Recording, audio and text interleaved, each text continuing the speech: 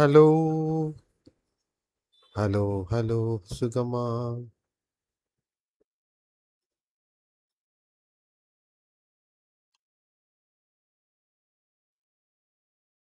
Hello, hello, சுகமா?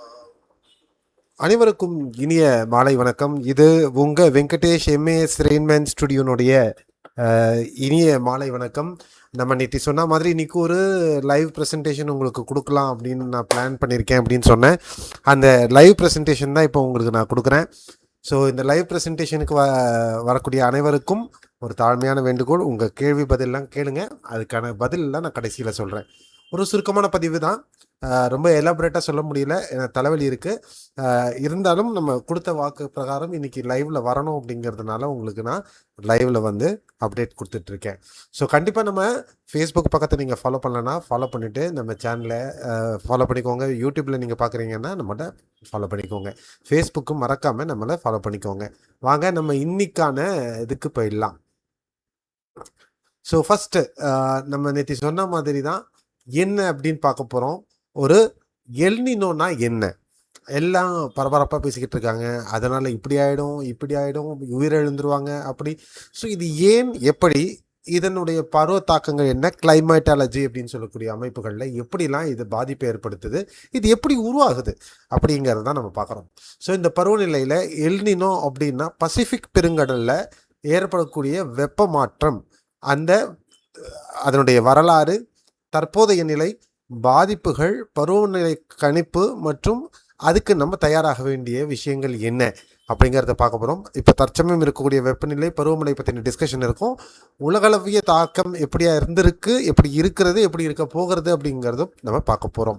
So முதல்ல El Niño அப்படின்னு சொல்லக்கூடிய அமைப்பு இங்கே எப்படி அப்படின்னு பார்த்தீங்கன்னா, எல்லாரும் வந்து நீங்கள் இந்த உலக மேப் பார்த்துருப்பீங்க. அந்த உலக மேப்பில் பசிபிக் பெருங்கடல், அதாவது இந்தோனேஷியாவுக்கு அந்த பக்கம் பசிபிக் பெருங்கடல்லிருந்து அந்த பக்கம் அமெரிக்கா வரலையும் இருக்கக்கூடிய பகுதி பசிபிக் அட்லாண்டிக் பெருங்கடல்னு ரெண்டு இருக்கும்.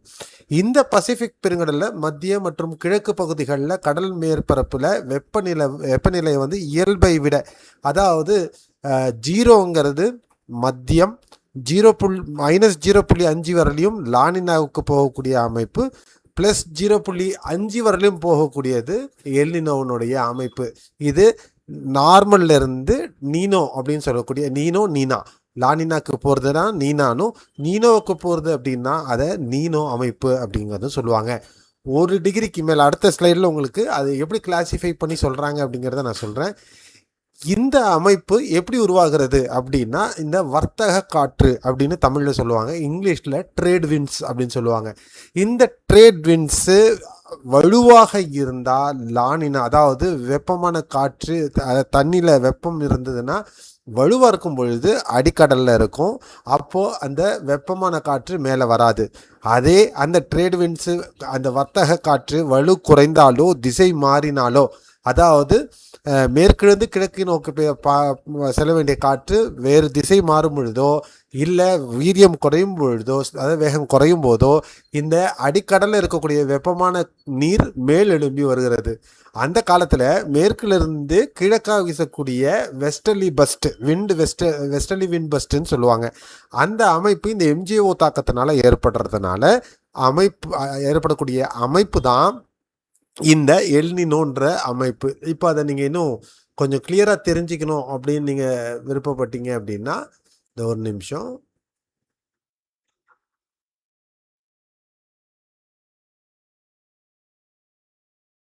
ஓகே,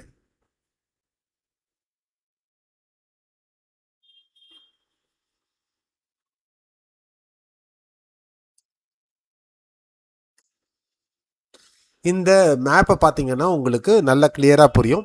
இந்த மேப்பில் என்னுடைய கர்சர் மூவ் பண்ணி காட்டுற பாருங்க. இந்த அமெரிக்கா பெருங்கடலோர பகுதிகளில் இந்த வெப்பம், அதாவது இந்த பக்கத்தை கிழக்குலேருந்து மேற்கு நோக்கி போகக்கூடிய அந்த பருவக்காற்று வீரியம் குறைவதனாலையும் திசை மாறுவதனாலையும் இந்த அடிக்கடலில் இருக்கக்கூடிய கடல் பரப்பிலிருந்து, கடல் அடிமட்டத்திலிருந்து இந்த வெப்பமான காற்று மேல் எழும்பி வருது.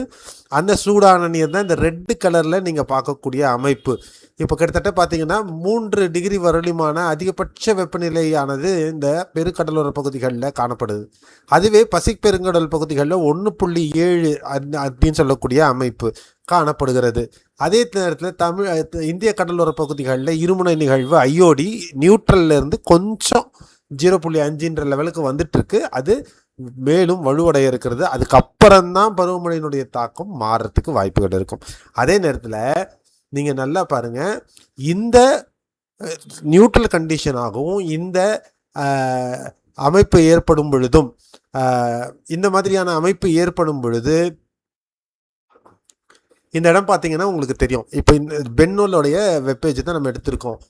இந்த மாதிரி ஒரு மாதிரி டார்க் ப்ளூ கலரில் இருந்திருக்கக்கூடிய இடம் வந்து ரைசிங் ஏர். இந்த இடம் எல்னினோ ஒட்டி அமைப்பு, அதாவது அதிக வெப்பமாக இருக்கும் பொழுது அங்கே ஆவியாகும் விஷயம் அதிகமாக இருக்கும், அங்கே மேக உற்பத்திகள் அதிகமாக இருக்கும், அங்கே ரைஸ் அப்படின்னு சொல்லக்கூடிய வெப்பமாதல் அதிகமாக இருக்கும். அப்போ அதனுடைய எதிர்மறை பகுதி அட்லாண்டிக் பக்கமும் இந்த பக்கம் ஆப்பிரிக்கா மற்றும் தெற்காசிய பகுதிகளிலையும் விழும். அதுதான் நம்ம இருமுனை நிகழ்வு இருக்கக்கூடிய பகுதிகளுக்கு வந்து சேருது. அதனால தான் பருவமழையினுடைய தாக்கமோ அது மட்டும் இல்லை, தென்மேற்கு பருவக்காற்றில் வலுக்குறைதல் மற்றும் ட்ரை அப்படின்னு சொல்லக்கூடிய உலர்ந்த காற்றினுடைய தாக்கமும் இருக்கிறது. அதுதான் இந்த சிங்கிங் ஏர் அப்படின்னு சொல்லக்கூடிய அமைப்புனால ஏற்படக்கூடிய அமைப்பு. இப்போ நீங்கள் பார்த்துக்கிட்டு இருக்கக்கூடியது ஆகஸ்ட் மாதம். இப்போ ஜூலை மாதமும் இப்படி தான் இருக்க போகுது, ஆகஸ்ட் மாதமும் இதே மாதிரியான ஒரு நிலை இருக்க போகுது, நடுவில் அன்ஈவனான மழை இருக்க போகுது. ஸோ அப்போ எம்ஜேஓ பசிபிக் பெருங்கடல் பகுதி, மத்திய பசிபிக் பெருங்கடல் பகுதிகளில் தான் நிலை கொள்ள இருக்கிறது. லானினா காலத்தில் இது ஆப்போசிட்டாக இருக்கும்.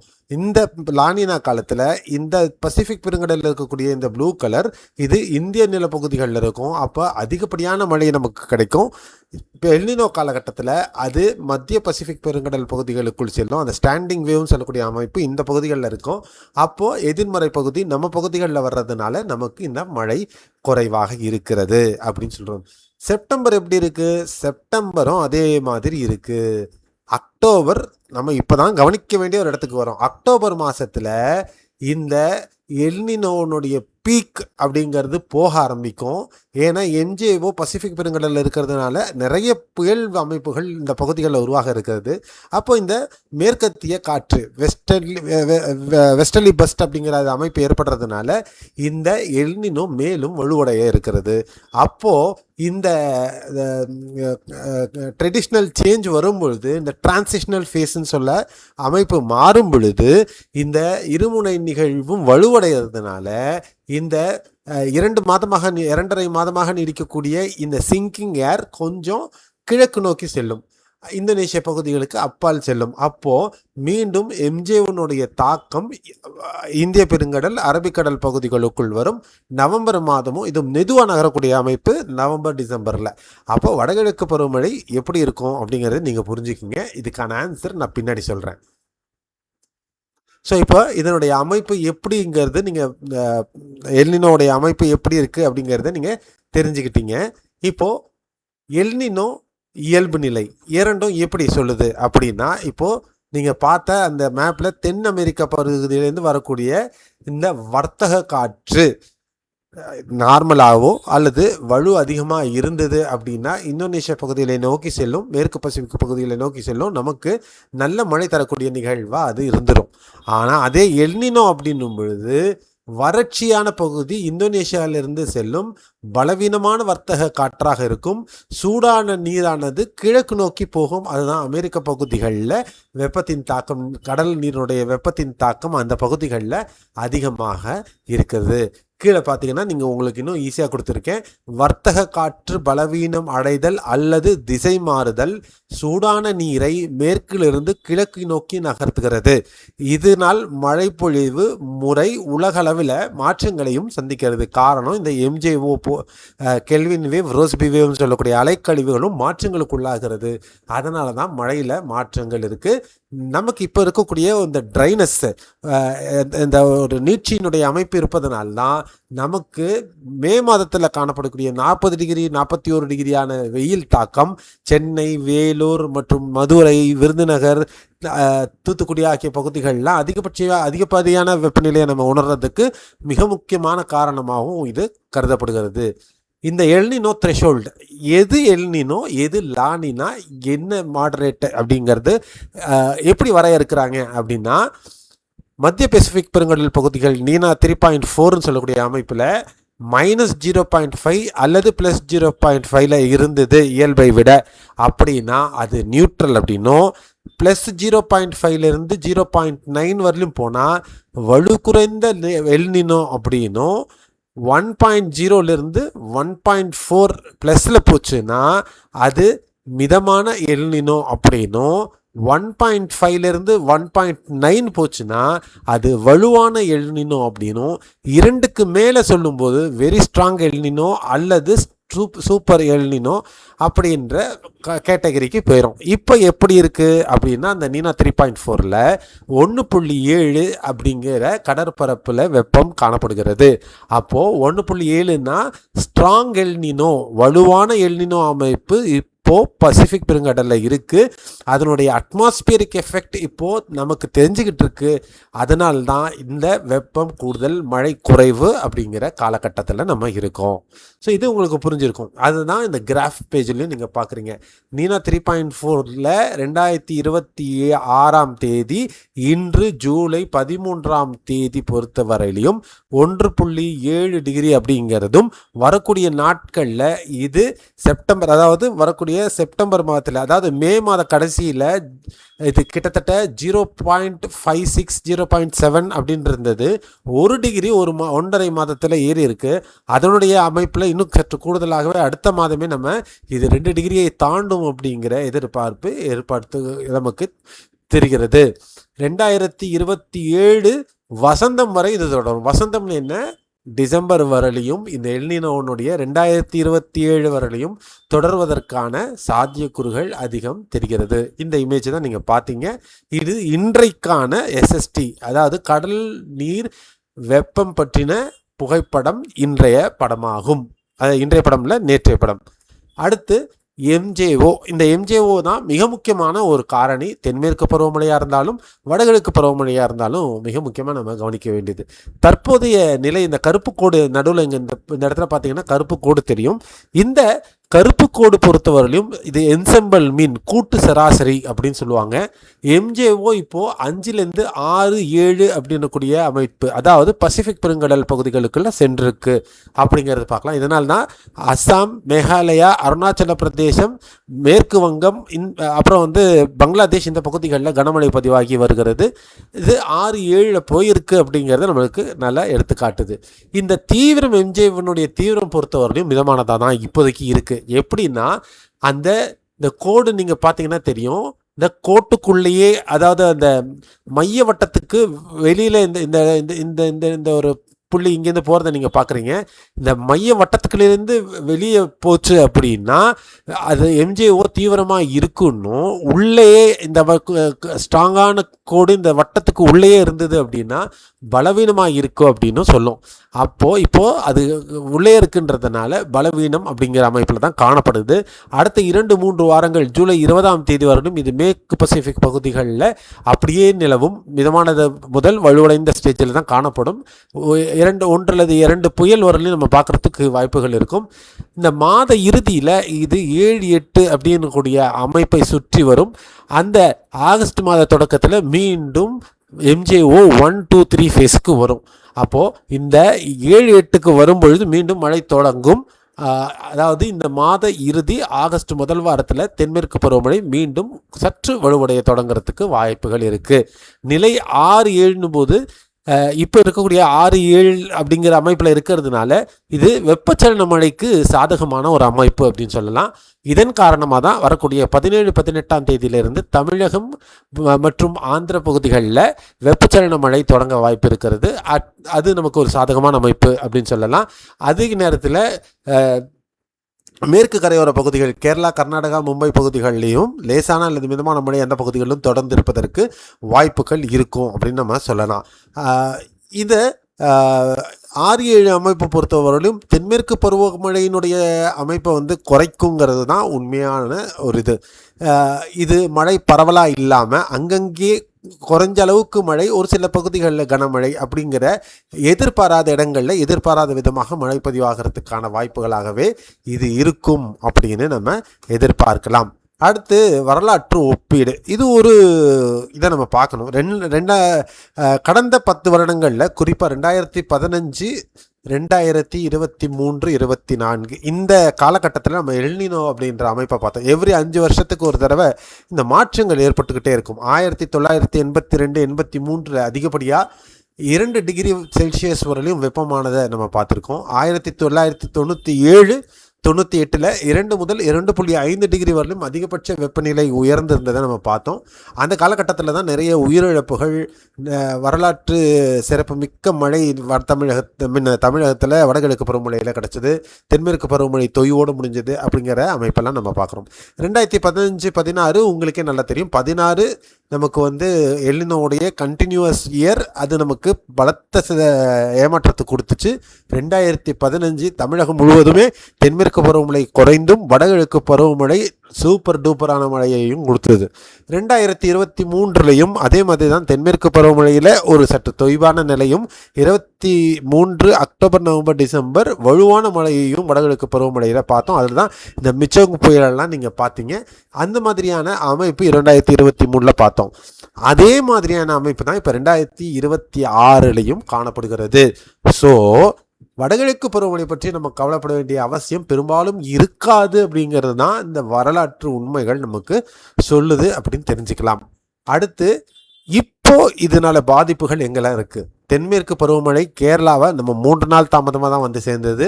அதே மாதிரி இயல்பான 100% மழையிலிருந்து 80 அல்லது 90% அப்படிங்கிற எதிர்பார்ப்பில் தான் இருக்குது. பசிபிக் பெருங்கடல் பகுதிகளில் தொடர்ந்து சூடேறி வருது. இதனால் பார்த்திங்கன்னா அந்த பகுதிகளில் இருக்கக்கூடிய பவளப்பாறைகள் எல்லாமே சூடேறக்கூடிய அபாயம். இதனால் மீன் மற்றும் அதை சார்ந்த இயற்கை ஜீவராசிகளுக்கு மிக அச்சுறுத்தலான ஒரு காலகட்டமாக இருக்குது. இந்திய பெருங்கடல் ஐஓடி இருமுனை நிகழ்வு நடுநிலையில் இருக்குது. இது எல்னினோ வீரியம் அடையும் பொழுது அதை சமன் செய்யும் அளவுக்கு வலுவானதாக இப்போ இல்லைனாலும் வரக்கூடிய மாதத்தில் அது வலுவடையும். உலகளாவிய வெப்பநிலையில் குறிப்பாக தெற்கு அமெரிக்கா, மத்திய அமெரிக்கா, கரிபியன் கடல் பகுதிகள், ஐரோப்பா, வட ஆப்பிரிக்கா உள்ளிட்ட பகுதிகளில் வெப்பநிலை இயல்பை விட, அதாவது கிரவுண்ட் டெம்பரேச்சர் T2M அப்படின்னு சொல்லுவாங்க, அந்த இயல்பை விடமாக அதிகமாக பதிவாகி வருது. இந்த ஐரோப்பாலெல்லாம் நீங்கள் பார்த்துருப்பீங்க. கடந்த வாரத்தில் நிறைய பேர் இறந்த செய்திகள்லாம் பார்த்துருப்பீங்க. இதனுடைய தாக்கம் தான் அங்கே நம்ம பார்க்குறோம். அடுத்து எதிர்பார்க்கக்கூடிய பாதிப்புகள் என்ன? 1950க்கு பிறவா பதிவான வலிமையான எல்னினோ நிகழ்வுகளில் ஒன்றாக இது மாறக்கூடும் அப்படின்ற கணிப்பு தென்படுகிறது. அட்லாண்டிக் பெருங்கடலில் புயல் உருவாக்கம் குறையும். அதே நேரத்தில் மத்திய கிழக்கு பசிபிக் பெருங்கடல் பகுதிகளில் அதிகரிக்கும். வடமேற்கு மற்றும் மத்திய இந்தியாவில் வறட்சி மற்றும் வெப்பலை அதிகரிக்கக்கூடும். விவசாயம், நீர்நிலைகள் மீதான அழுத்தத்தினால உணவு பணவீக்கம், நீர் பற்றாக்குறை போன்ற பொருளாதார தாக்கங்கள் ஏற்படலாம். குறிப்பாக கடல் நமக்கு காவிரி நீர்பிடிப்பு பகுதிகளில் சரியான மழை இல்லை. இதனால் வரக்கூடிய அமைப்புகள் நமக்கு ஒரு வறட்சியான நிலையை காமிக்குது. வடகிழக்கு இந்தியா மற்றும் அசாமில் ஒழுங்கற்ற மழை பொழிவு காணப்படலாம். அதை தான் நம்ம இப்போ பார்த்துக்கிட்டு வரோம். இப்போ நம்ம பார்க்க போகிறது அடுத்து பார்த்திங்கன்னா அக்டோபரில் பார்த்துட்டோம். நவம்பரில் MJ1 தாக்கம் நமக்கு சாதகமாக அமைய இருக்கிறது. டிசம்பர் மாதத்துலேயும் சாதகமாக அமைப்பு இருக்கிறதுனால இந்த வருடம் வடகிழக்கு பருவமழை பொறுத்தவரையிலும் நமக்கு ஒரு வலுவானதாகவே இருக்கும் அப்படின்ற நம்ம ஒரு அமைப்பை எடுத்துக்கலாம்.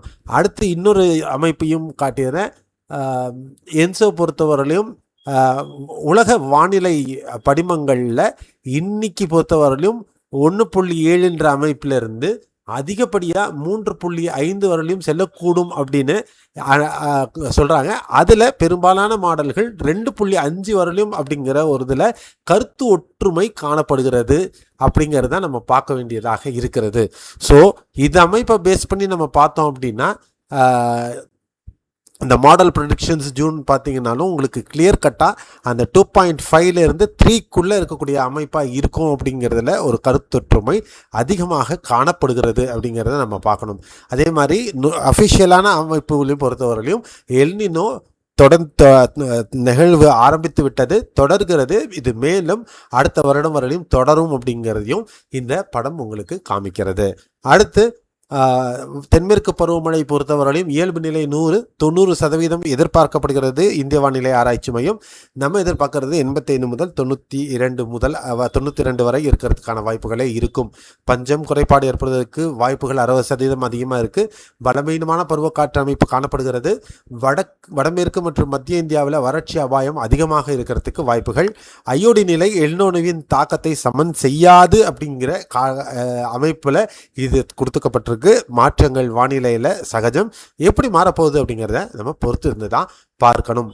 ஸோ வலுவினோ வடகிழக்கு பருவமழை பொறுத்தவரையிலும் வலுவான ஒரு எல்னினோ பொதுவாக தமிழகத்தின் வடகிழக்கு பருவமழையை அதிகரிக்கத்தான் செய்யும். தமிழகம், ஆந்திரா, ஒடிசா இயல்பை விட அதிகமான மழை பெய்ய வாய்ப்பு அதிகமாக. ஆனால் அதிக அளவு ஒழுங்கற்ற மழை, கடும் வெள்ளப்பத்தை ஏற்படுத்தக்கூடிய வாய்ப்புகளும் அதிகம் இருக்குது அப்படின்றதுக்கு.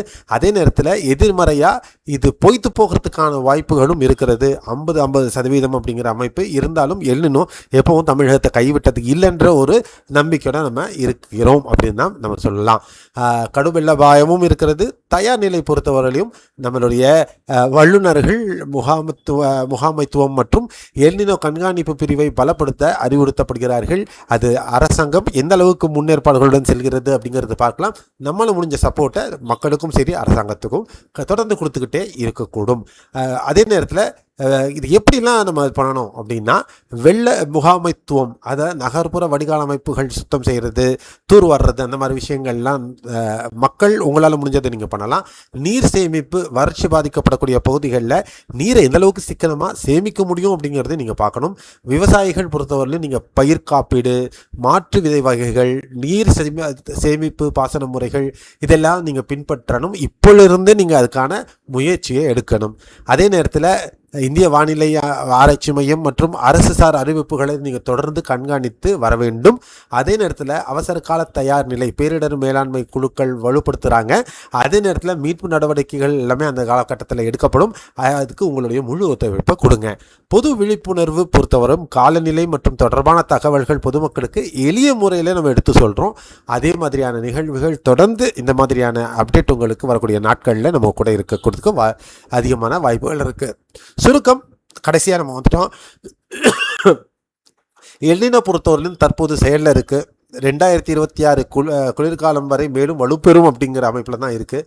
1950க்கு அப்புறமா ஒரு வலுவான எல்னினோ அமைப்பை நம்ம பார்க்குறோம்.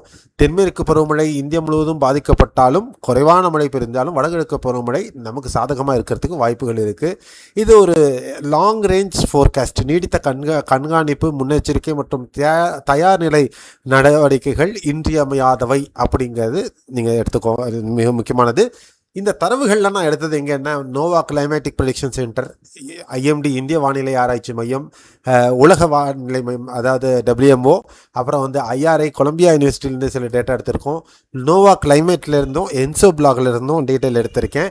அப்புறம் பென்னோல் அப்படிங்கிறவருடைய வெப்சைட்லேருந்து சில படங்களையும் நான் உங்களுக்கு எடுத்து கொடுத்துருக்கேன். ஸோ இந்த பதிவு, இந்த விஷயங்கள் உங்களுக்கு பல புரிதல்களை கொடுத்துருக்குன்ற நம்பிக்கையோட இந்த அமைப்பை நான் க்ளோஸ் பண்ணுறேன். அதுக்கு முன்னாடி சில கேள்விகள் வந்திருக்கு. அதை மட்டும் ஒரு டக்குன்னு நான் ஆன்சர் பண்ணிட்டு முடிச்சிடலான் இருக்கேன். நிறைய கேள்வி இருக்கு. சவுத் வெஸ்ட் மான்சூன் எப்படி இருக்கும் next 2 months, heavy rain any possibility இருக்கான்னு கேட்டிருக்கீங்க. வலுவான இருமுனை நிகழ்வு ஏற்படும் பட்சத்தில் அதுக்கான வாய்ப்புகள் இருக்கும். அதுக்கான சராசரி பொறுத்தவரையும் என்னுடைய கணிப்பு 60%. Hi Arul Prakash, welcome. And தென்மேற்கு பருவமழை இந்த வருடம் எப்படி இருக்கும் கேட்டிருக்கீங்க. அதுக்கான ஆன்சர் தான் இத்தனை தடவை உங்களுக்கு எக்ஸ்பிளைன் பண்ணியிருக்கேன். ஸோ இந்த கேள்வி பதில் எபிசோடு, இந்த நேரலை இதோட நம்ம முடிச்சுக்கிறோம். இது பல புரிதல் உங்களுக்கு கொடுத்துருக்குன்னு நினைக்கிறேன். கண்டிப்பாக இந்த வீடியோவை ஃபார்வர்ட் பண்ணுங்கள், நிறைய பேருக்கு ஒரு படிப்பணியை ஏற்படுத்துங்க. மறக்காமல் நம்ம சேனலை ஃபாலோ பண்ணிக்கோங்க, நம்மளுடைய முகநூல் இது பண்ணிக்கோங்க. நம்மளுடைய வாட்ஸ்அப் சேனல் லிங்க் எல்லா போஸ்ட்லேயுமே இருக்குது, அதையும் நீங்கள் தொடர்ந்து ஃபாலோ பண்ணுங்கள். மீண்டும் அடுத்த காணொலி சந்திக்கலாம். நன்றி, வணக்கம், bye bye, see you, have a nice day.